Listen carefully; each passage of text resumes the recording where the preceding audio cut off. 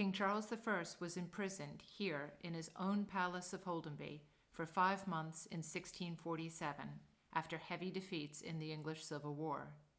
He wrote his memoirs during his period of lockdown and reputedly played a lot of bowls. I'm sure many of you have started new projects or resurrected unfinished ones. Hi, I'm Karen Lowther. My husband James is the owner of Holdenby House, where, like King Charles, I have been in lockdown for 8 weeks. Come and let me show you my lockdown project. After 2 decades of trying, I am finally putting the finishing touches to this hand-stitched patchwork calico quilt. I've chosen to do this work in this not room but little hallway annex because it has very good light, an incredibly comfortable sofa, but mainly because of these 3 ladies, sisters, painted in 1857, one of them reading, 2 of them sewing. The middle sister is my husband's great-great-grandmother, Lady Clifton, who in 1870 restored King Charles I's palace into the house we live in today. I can only imagine what the ladies sewing this very elegant piece of embroidery think of this very American quilt.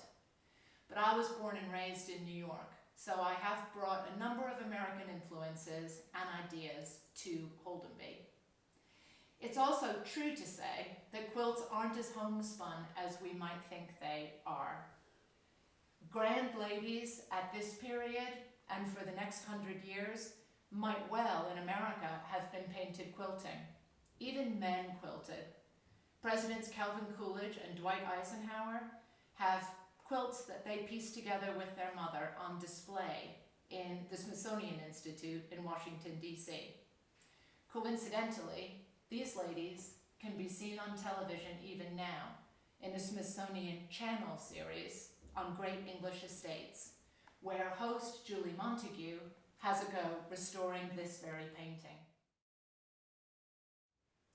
What you won't see in that program is how to piece together a quilt. And though the process might take quite a long time, it's actually very simple to do. There are 5 easy steps, and I'd like to show you those now. First, you choose your design. Here you can see me working out based on color and fabric pattern, the kind of design I might like to do. I abandoned this very quickly in favor of another pattern that I found from something called the Connecticut Collection. The pattern goes back to 1945, and it's called Hope of Hartford, which I loved because my very special Grandma Jane, here I am to her left, pictured on a vacation with my sister in Cape Cod, lived in West Hartford for most of her life. So I think of the quilt as being in honor of her. Having made the decision as to pattern, you still have some color choices to make. And here you'll see me working out whether I was going to do mainly purples. I eventually decided that I would do predominantly greens. And based on this little drawing, just done with colored pencils, I made all my fabric choices. And I think you can see here how close the finished thing is to the little pencil drawing that I'd done. A lot of times quilts, and certainly if you're doing a project at home, you can use scraps of anything. Old clothes that don't fit, old napkins that you no longer use, and then whatever particular patterns on those fabrics, whatever particular colors, you let that lead your design choice. But from whatever angle you arrive at it, once you've made your design choice, you're ready to start cutting out your pieces. You've bought your fabric. There are many types of quilts. Mine is a patchwork stenciled quilt, meaning I made a little stencil for each and every piece that's here. You can buy those online. I actually made my own, and that just involves cutting out a stencil, taking your fabric and making sure that you draw with a pencil or tailor's chalk on the wrong side of the fabric, including a 1/4 inch seam, so that when you actually cut the triangle out, you have the seam already marked in. Here are my workings out, where I figured out how big I wanted the quilt to be, how many blocks I was going to have. This quilt has 48, and therefore how many triangles and squares and rectangles of each color I would need. I'm obviously not very good at maths, otherwise I wouldn't have so many blues left over. So I'll have to save these for another project. Now you're ready to start sewing, which is very straightforward and kind of fun because you can actually take the pieces wherever you go. If you go away for the weekend, if you go on holiday, you can take them with you and sew them anywhere it's safe to have a needle at. You put the fabric together right side together, you make sure that the 1/4 inch seams are in line with each other, and the sewing is just a basic running stitch where you sew on one side, under and over, and through you go. It ultimately is just a hand-stitched version of the kind of stitch that you would get if you were using a machine. And you'll see it makes a pretty strong seam when you're done with that. You build the quilt up block by block. Then you start sewing the blocks together. I chose to use what they call a piece of sashing so that the pattern really came out and didn't conflict with each other. And once all that is done, you've attached all the blocks together, you actually have an entire patchwork front piece.